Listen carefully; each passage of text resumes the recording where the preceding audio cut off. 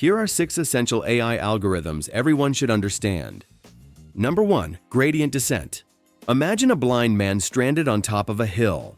His goal is to find his way down to the absolute lowest point on the map. He can't see, so he taps the ground with his cane before every single step, trying to find the steepest path down. So, how does this connect to AI?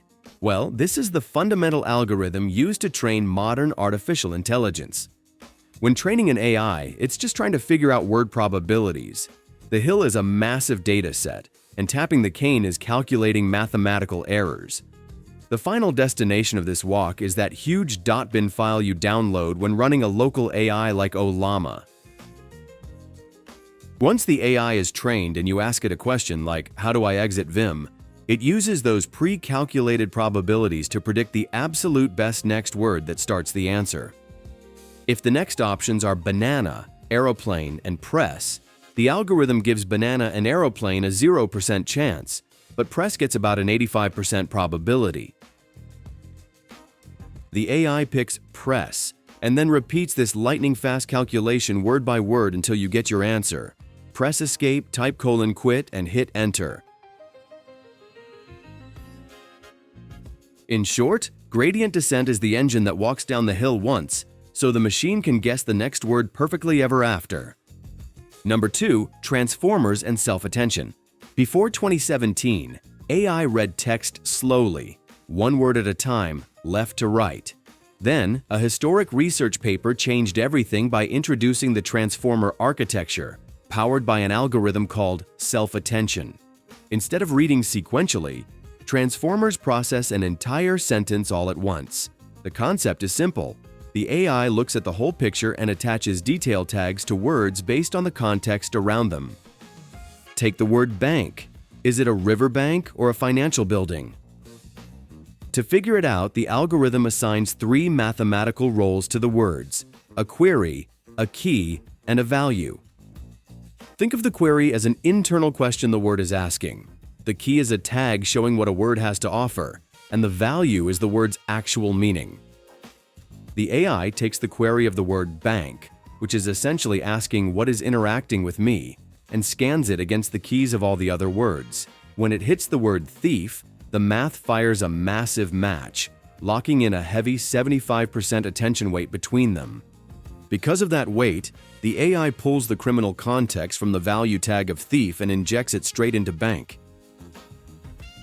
How does the AI know what questions to ask in that query vector? It doesn't. Those questions are just mathematical patterns tuned by the gradient descent engine we talked about earlier. Once those patterns are locked in, the math is shockingly simple. As shown in the paper's original formula, the transformer literally just multiplies the queries and keys together to calculate the weights, and then multiplies those by the values. By processing these simple multiplications in parallel across the whole sentence at once, the transformer instantly decodes true meaning. And it's exactly why 3D graphics chips are so incredibly powerful for running AI. Number 3. Cosine similarity and vector search. Once the self-attention transformer adds context to a word, it saves that meaning as a precise coordinate on a massive mathematical map called a vector space. On this map, similar concepts cluster together. Water, river, and fish live in one neighborhood, while money, vault, and thief live in another. Remember our ambiguous word bank? Before context, its dot was lost in the middle of the map. But the moment self-attention injected that thief context, its coordinate literally slid across the map, landing right inside the financial neighborhood. To navigate this map, AI uses cosine similarity. Don't let the math name fool you. It's just measuring angles. The AI draws lines from the center of the map to the words. If the angle between them is tiny, they point in the same direction, meaning they are highly similar. By measuring angles instead of checking spelling, the AI instantly knows our updated bank means money. This is the secret sauce behind a vector database. Traditional databases search by exact letters. If you search for bank robbery, they look for those exact words. A vector database searches by meaning. It processes millions of documents through a transformer, plots their coordinates, and saves them on the map. When you type bank robbery, The database drops your query onto the map as a new coordinate and calculates the closest angles. Even if your documents don't contain the word robbery, it instantly pulls up articles about heists, stolen cash, or secured vaults because they live in the exact same neighborhood. And here's the coolest part. This map destroys language barriers. Because it plots by core concept rather than spelling, the English apple, the Spanish manzana, and the Finnish omena all share the exact same coordinate. By turning language into geometry, the AI doesn't translate word for word. It just looks up the coordinate of your concept and reads it back to you in any language. Number 4. Diffusion algorithms. This is how AI actually creates images. When you type a prompt into an AI image generator, it doesn't copy-paste pieces of stock photos together. It actually starts with a canvas of pure, chaotic digital noise. The magic behind this is called a diffusion algorithm, and it learns to paint beautifully backward.